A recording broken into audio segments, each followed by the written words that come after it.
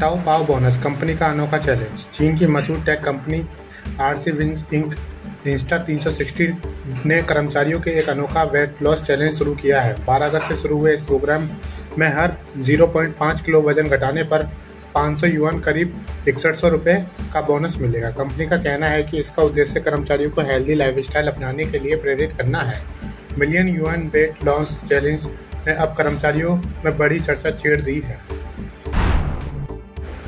Supreme court की फटकार, फिलिस्तीनी कैदियों को खाना दे सरकार। इजराइल सुप्रीम कोर्ट ने सरकार को फटकार लगाते हुए कहा है कि फिलिस्तीनी कैदियों को पर्याप्त और गुणवत्तापूर्ण भोजन न देना कानून का उल्लंघन है। अदालत ने आदेश दिया कि सभी कैदियों को दिन में 3 बार भोजन दिया जाए।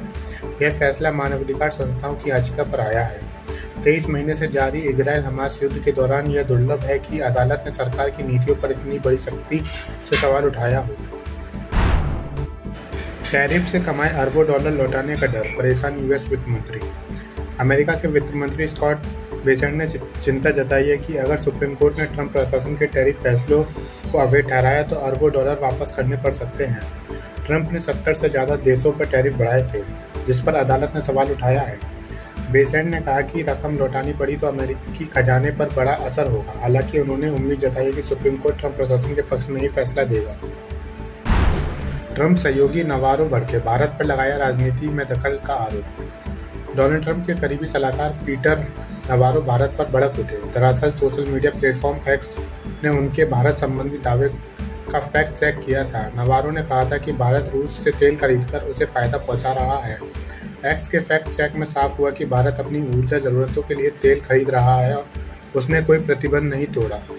इसके बाद नवारो ने भारत पर अमेरिकी राजनीति में दखल का आरोप लगाया।